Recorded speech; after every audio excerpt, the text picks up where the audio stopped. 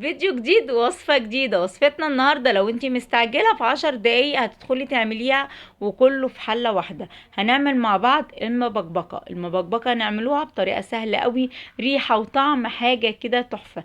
ازاي تعمليها؟ تكون دايبة دوب والمكرونة مستوية واللحمة بتاعتنا كمان دايبة زي ما انتوا شايفينها كده، طعمها حلو وريحتها حلوة. هنعملها بطريقة سهلة جدا، مش هتاخد منك وقت خالص. زي ما قلتلك لو انت شغالة او في مشوار زي النهاردة ما اخدتش مني ثواني واتعملت على طول، سهلة جدا. اهم حاجة ما تنسيش اللايك والاشتراك في القناة وتسيبي لي كومنت حلو منك، كومنتاتك بتفرحني قوي. هنسمي الله ونصلي على الرسول. اللهم صل وسلم وبارك على سيدنا محمد. معايا نص كيلو من الطماطم، هتضربيهم في الخلاط، هتضربيهم في الكبة زي ما هتضربيهم. المهم اضربيهم كويس وصفيهم زي ما صفيتهم كده. ومعايا كمان بصلتين كبار، هقطعهم قطع صغيرة على البلانشة او هتضربيهم في الكبة. المهم ان انتي نعميهم، يعني الافضل ان هي البصل تكون ناعمة وما تبانش في المكرونة بتاعتك. هضربها زي ما انتوا شايفين كده بالظبط. يلا بينا كده على البوتاجاز، حلة هحطها على النار.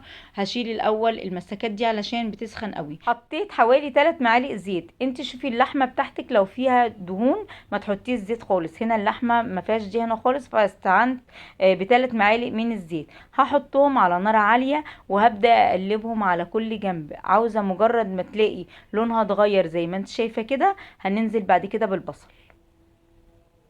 هو ده بالظبط اللي انا عاوزاه. بعد ما تاخد اللون الحلو قوي اللي انتوا شايفينه ده، هنزل بالبصل. مش بحمر البصل ولا حاجة، مجرد ما بيدبل بس بنزل ببقية. معايا كمان 4 فصوص من الثوم، هنزل بيهم دلوقتي. القرفة الناشفة اللي هي السيجار دي حلوة قوي، بحب احطها على اي خضار او اي حاجة بحطها. ما بتديش طعم القرفة لكن بتدي طعم حلو.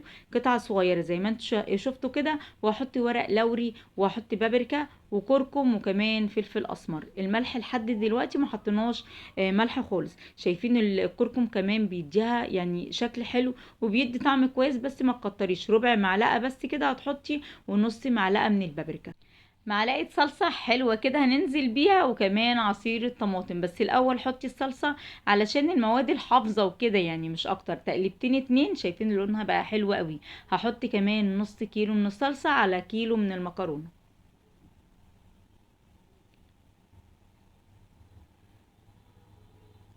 الملح مش ناسيه ولا حاجه، لكن مش هحط علشان اللحمه تستوي على طول.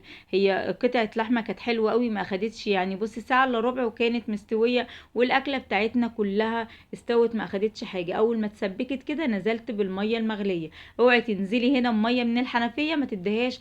طول ما انت حاطه اكل على النار بلاش تديله صدمه بميه ساقعه. سخني الميه على طول وحطيها، ومش هتاخد وقت في السوا. واللحمه بالذات بلاش تحطي عليها ميه ساقعه. هنا كده بعد ما اللحمه خلاص استوت وكمان الصلصه بقى شكلها قمر قوي زي ما انتم شايفين كده، هنزل بفلفل الالوان. فلفل الالوان بيعزز الشكل وبيعزز الطعم كمان. لو ما عندكيش فلفل الوان، هنا على فكره ده مش فلفل الوان كمان، ده فلفل الكوبي الاخضر، في منه احمر وفي اخضر. هحطه وهنزل بالملح. حطيت معلقه وربع من الملح، كان مظبوط قوي على كيلو المكرونه. اللحمه خلاص كده بعد ما شفتها ولقيتها استوت، نزلت بالفلفل علشان عاوزاه يبقى لسه مش مهري قوي، يعني انت في الاخر خالص حطيها. وبعد كده هحط الميه المظبوطه، يعني الميه كده مظبوطه. حطيت كمان فلفل حار وهنزل بالمكرونه. المكرونه الصغيره دي هي اللي بتبقى كويسه قوي في المبكبكه. بلاش تحطي المكرونه الكبيره، لان بعد ما بتحطي المكرونه اساسا بتنفش. فالكبيره بتنفش، ما بيكونش شكلها حلو لا في الشكل ولا في الطعم. فالمقاس ده بيكون حلو قوي. هسيبها زي ما هي كده لحد ما تستوي كده. خلاص كده المكرونه استوت وبقت جاهزه معايا. سيبي فيها الصوص شويه كده، ده بيكون طعمه حلو. يعني كل ما بتسيبيه اكتر بيكون طعمه حلو، بيدي طعم كده حلو المكرونه. في حاجة هنا، المكرونة المبكبكة بالذات عاوزة تنزل من على النار تتاكل على طول، ما تستناش. هي حلاوتها ان هي تكون سخنة وحراقة كده.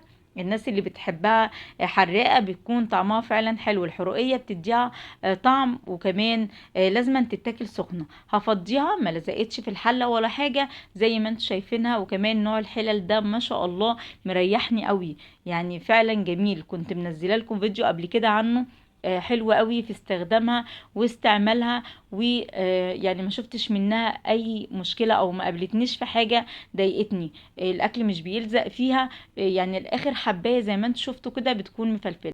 انواع الحلل النضيفه بجد اللي انت تعملي فيها رز ما تلزقش منك، تعملي فيها مكرونه ما تلزقش، اي حاجه فيها ممكن تلزق وتلاقيها ما بتلزقش، دي اللي اعرفي بتكون كويسه وبتساعدك في اي حاجه. خضار هتعمليه طبعا مش هيلزق، يعني اي نوع حلل مش بتلزق في الخضار، لكن اهم حاجه في المكرونه والرز لو مش بتلزق اعرفي ان هو نوع كويس. المهم بقى والاهم في المبكبكه بتاعتنا النهارده، مش عايزين نسيبوها وندوها حقها، طلع طعمها حلو، تستاهل ان انت تجربيها. لو وصلت لحد هنا ما تنسيليش باللايك والشير والسبسكرايب. اشوفكم ان شاء الله على خير، مع الف سلامه.